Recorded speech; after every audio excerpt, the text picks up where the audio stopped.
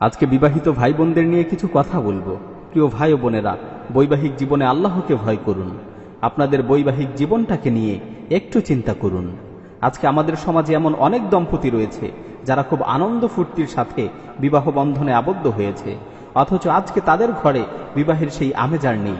তাদের ঘরগুলো আজ কৃত্রিম জেলখানায় পরিণত হয়েছে।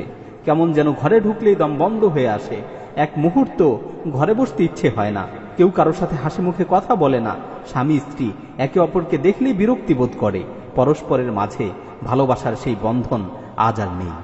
প্রিয় উপস্থিতি, এটা আজ সমাজের অনেকের ঘরের বাস্তব চিত্র। হে ভাই, কেন এমন হলো? হে বোন, কেন এমন হলো? হে ভাই, আপনি কি আপনার স্ত্রীর সাথে খারাপ ব্যবহার করছেন? আপনি কি তাকে কষ্ট দিচ্ছেন? আপনি কি তাকে অবজ্ঞা করছেন, তাকে অবহেলা করছেন?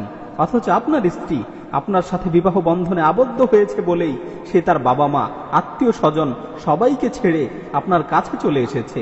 পৃথিবীতে সবচেয়ে বেশি আপনাকে আপন ভাবতে শুরু করেছে, আপনাকে ভালোবাসতে শুরু করেছে। প্রিয় ভাই, আপনার কি সেই দিনগুলোর কথা স্মরণ আছে যখন আপনার বিয়ের জন্য মেয়ে দেখা হচ্ছিল? আপনিও একজন উত্তম স্ত্রী খুঁজছিলেন।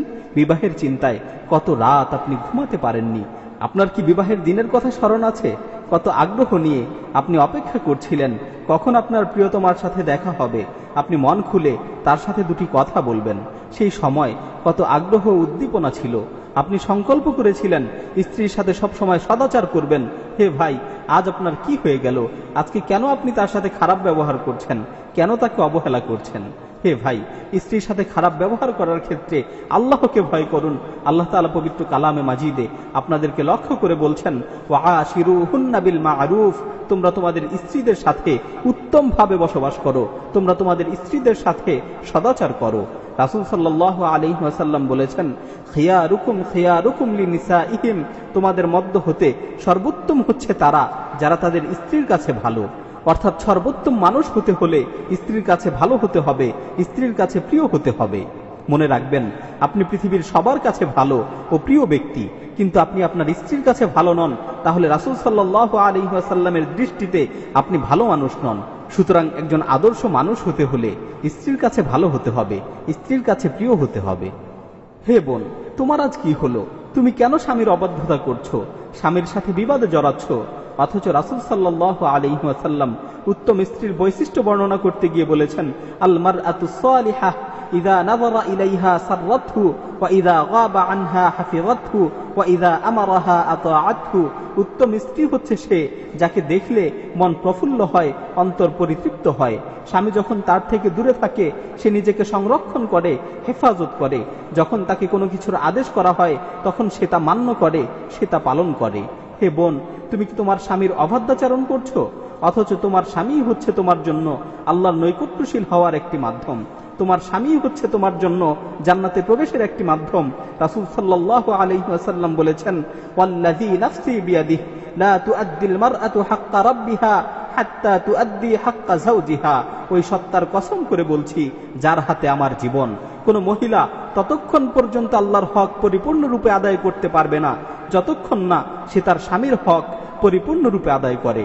মুসনাদে আহমদের অন্য হাদিসে বর্ণিত হয়েছে, রাসূল সাল্লাল্লাহু আলাইহি ওয়াসাল্লাম ইরশাদ করেন, ইযা সাল্লাতিল মারআতু খামসাহা ওয়া সামাত শাহরাহা ওয়া হাফিযাত ফারাজাহা ওয়া আতাআত যাওজাহা কিলা লাহা উদখুলিল জান্নাতা মিন আইয়ি আবওয়াবিল জান্নাতি শি'ত।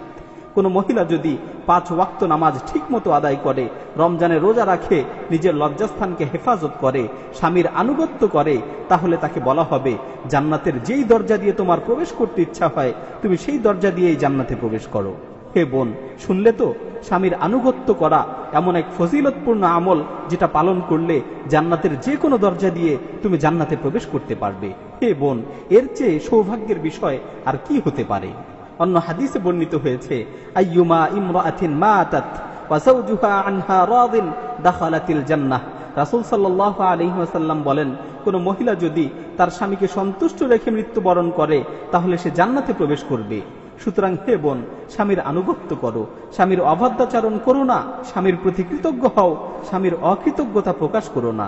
পরিশেষে স্বামী স্ত্রী উভয়কে লক্ষ্য করে আবারও বলছি, প্রিয় ভাই ও বোন, বৈবাহিক জীবনে আল্লাহকে ভয় করুন, নিজেদের বৈবাহিক জীবনটাকে ইসলাম অনুযায়ী পরিচালিত করুন, পরস্পর একে অপরকে আন্তরিকভাবে ভালোবাসুন, একে অপরকে সর্বদা সন্তুষ্ট রাখার চেষ্টা করুন, একে অপরের প্রতি সদাচার করুন, নিজেদের ঘরের পরিবেশকে ইসলামী পরিবেশে সুসজ্জিত করুন, একে অপরকে দিন পালনে সহায়তা করুন ও উৎসাহিত করুন। দোয়া করি আল্লাহ তাআলা যেন সকলের বৈবাহিক জীবনকে ইসলাম অনুযায়ী পরিচালিত করার তৌফিক দান করেন এবং সকলের দাম্পত্য জীবনে অনাবিল সুখ শান্তি দান করেন। আমিন।